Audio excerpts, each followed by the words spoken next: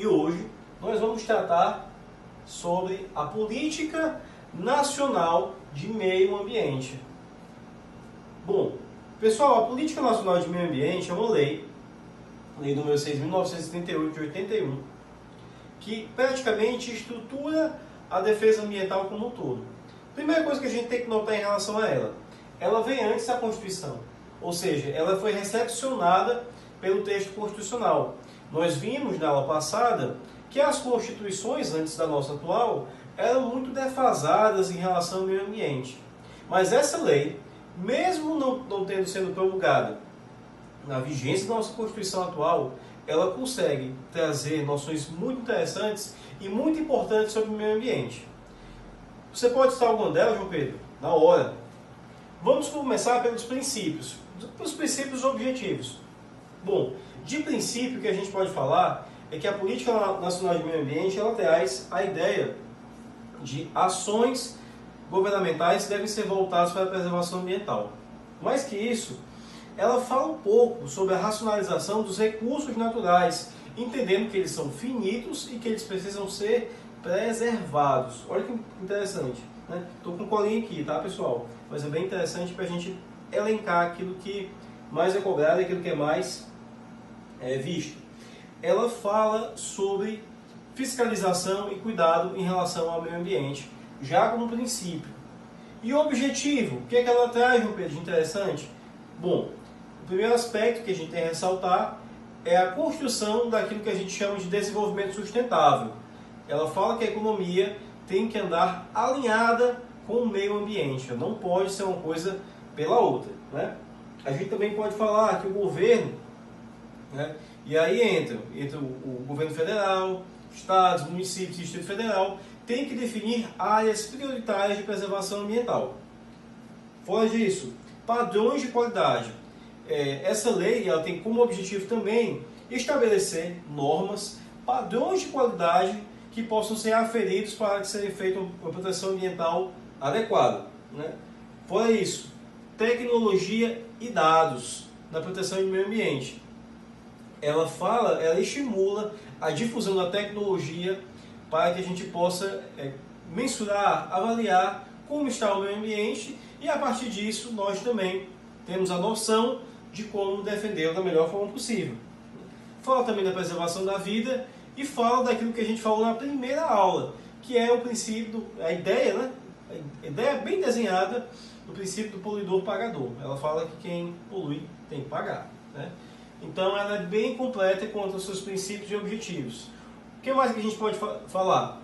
Bom, ela traz a noção, o conceito legal de meio ambiente é um conceito mais ligado à biologia, porque ela vai dizer que o meio ambiente é aquela situação em que o equilíbrio físico, químico, biológico foi capaz de gerar vida.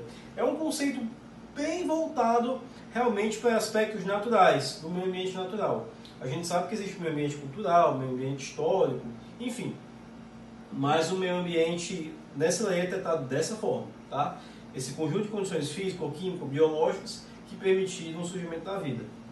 E ele traz poluição numa conceituação que diz respeito àquilo que cause alguma degradação ambiental e que, entre outros fatores, que prejudique a saúde, que prejudique a vivência e tudo mais. Mas o que é interessante frisar é que essa lei trouxe a conceituação desses dois temas super importantes quando a gente vai falar sobre preservação ambiental.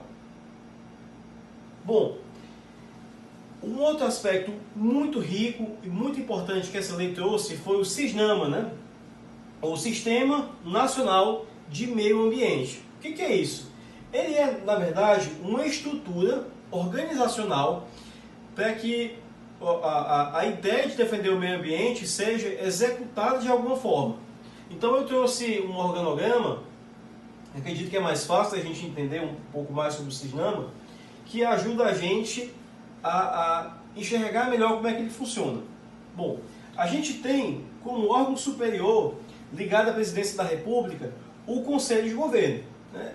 O Conselho de Governo ele está arraigado à Presidência da República, verificando ações governamentais que devem ser elencadas para proteger o meio ambiente.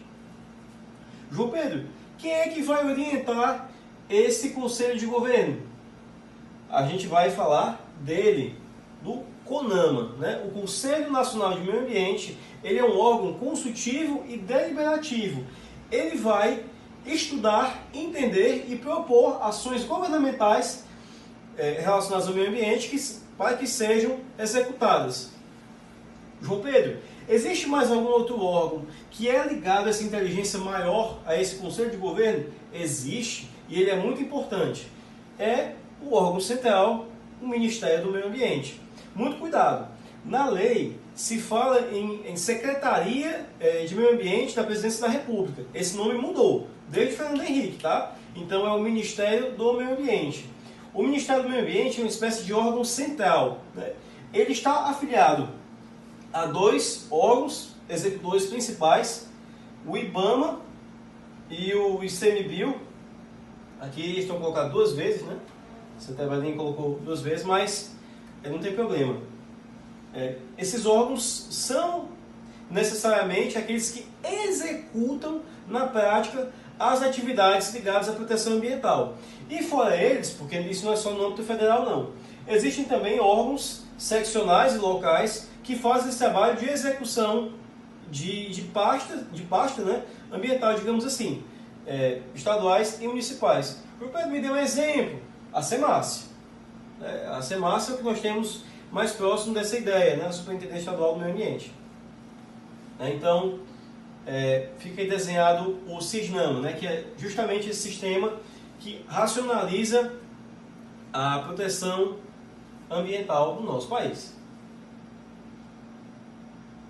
Bom, mas não acaba por aí, né? A Política Nacional de Meio Ambiente, como ela fala em racionalizar, em estipular padrões de qualidade, ela vai colocar para a gente alguns instrumentos de proteção ambiental que são mais técnicos, que são voltados para conseguir aferir a qualidade ou a situação do meio ambiente em específico, tá? Eu trouxe, são vários instrumentos, mas eu quis chamar a atenção para três, em principal, para que a gente possa estar entendendo um pouquinho mais sobre eles. Bom, primeiro, os padrões de qualidade ambientais são inúmeros e foram elencados nessa lei, né? Ou seja, os padrões de qualidade conseguem aferir, por exemplo, o ar, as condições climáticas, enfim, eles entram como instrumentos da Política Nacional de Meio Ambiente que são regulamentados em lei específica. Mas a previsão deles já surge bem aqui. Fora isso, o zoneamento ambiental também é trazido por essa lei, né? É trazido como instrumento dessa lei para a proteção ambiental, o que é super importante, porque define áreas geográficas com especificidades para que seja realizada a proteção ambiental. Fora isso, ele fala da avaliação de impactos ambientais, né? Também são instrumentos dessa política. João Pedro, você tem algum exemplo dessa avaliação de impacto ambiental? Temos sim. A gente pode falar de dois instrumentos que são super importantes para toda e qualquer obra, para toda e qualquer estrutura e que norteiam também, de certa forma, a avaliação sobre o impacto do meio ambiente. São dois aspectos: os estudos de impactos ambientais e o relatório de impactos sobre o meio ambiente. São dois instrumentos muito importantes, a gente vai comentar na próxima aula, falando um pouquinho mais sobre eles, mas que eles surgem para a gente conseguir mensurar qual é o impacto ambiental e qual é a extensão do dano ambiental causado por algum empreendimento, por alguma obra que é acionada em relação ao meio ambiente. Tá bom?